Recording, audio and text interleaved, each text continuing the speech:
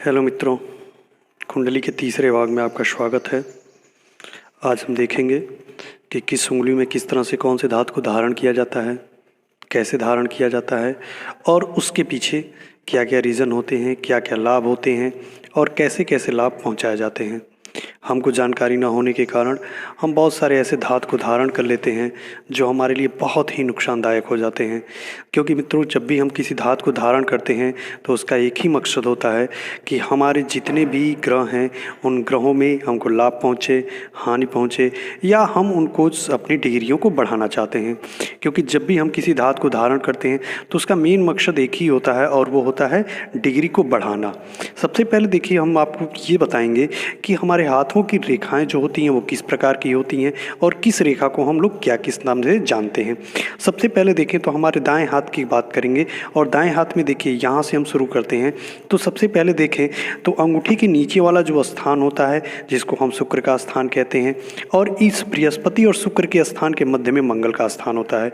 मंगल के बाद यहाँ पे बृहस्पति का स्थान आता है, बृहस्पति के बाद शनि का स्थान, शनि के बाद सूर्य का स्थान और सूर्य के बाद बुध का स्थान होता है। और ये हमारा सबसे मुख्य स्थान होता है जिसको हम श्लोक सूर्य का स्थान कहते हैं।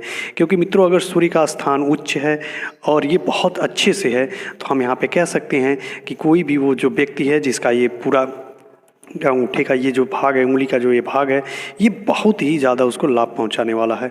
यानी उसको सबसे ज़्यादा लाभ मिलेगा अगर ये क्षेत्र बहुत ही उच्च है और ये स्थान बहुत प्रबल है। अगर मित्रों, अगर हमारा जो ये स्थान है, जैसे हम लोग जिस बात कर रहे हैं इन उंगलियों के बारे में, इन ग्रहों के बारे में, अगर ये ग्रह, अगर मान लीजिए हमारी डिग्रियाँ नहीं सही हैं या डिग्री हमारी उच्च हमको बढ़ाना है, तो सबसे पहले हम ये जानेंगे किस उंगली में किस प्रकार के धातु को धारण करना चाहिए। जैसे मित्रों, अगर बृहस्पति को हम लोग बृहस्पति का डिग्री बढ़ाना चाहते हैं तो यहाँ पे पुखराज को धारण करें। शनि में और शुक्र के अगर बढ़ाना है तो हम ओपल या नीलम को धारण करें। अगर यहाँ पे हम सूर्य को अगर बात करें तो यहाँ पे माइक हमको धारण करना चाहिए, पन्ना भी आप लोग धारण कर सकते हैं। बुध की बात करें तो बुध अगर आपकी जो है सही नहीं है, उनकी डिग्री बढ़ाना है, तो हम यहाँ पे बुध के लिए हम लोग पन्ना या मोती दोनों धारण कर सकते हैं। अब मित्रों, हम यहाँ पे देख सकते हैं कि जो हमारे हाथ की लकीरें हैं, कुछ स्थान ऐसे यहाँ पे दिखाए गए हैं जो यहाँ पे अलग अलग लकीरें हैं। जैसे देखिए, एक लाइन यहाँ पे आती है, इस लाइन को हम लोग सीधे अगर आपके मणिबंध तक ये जाती है तो इस मणिबंध का जो क्षेत्र होता है, अगर यहाँ सीधे जुड़ी हुई है ये लाइन, तो ये समझ लीजिए कि ये आपकी भाग्य रेखा है। और ये भाग्य रेखा जितना ही साफ होगी उतना ही भाग्य भी आपका प्रबल होगा। ये आपकी रेखा जीवन रेखा है।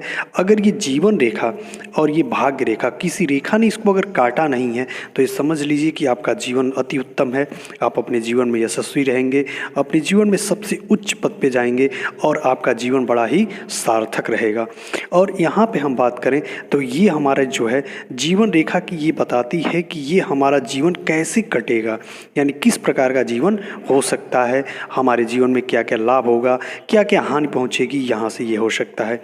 ये जो हम बात करेंगे यहाँ का स्थान, ये राहु का स्थान होता है।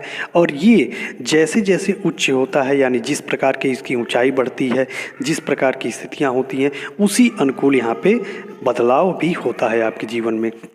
यहाँ से बात करें तो अगर कोई रेखा इस जगह से इस जगह से वो पार करती है तो मित्रों ये समझ लीजिए कि आपकी विदेश की यात्रा होने वाली है या विदेश में यात्रा आप कर सकते हैं।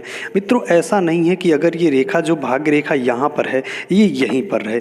अगर यही रेखा सीधे सूर्य के स्थान पर भी चली जाए तो ये समझ लीजिए कि आप अपने जीवन में बहुत ही आगे जाने वाले हैं, यानी कि आपको बहुत ही कोई उच्च स्थान प्राप्त होने वाला है।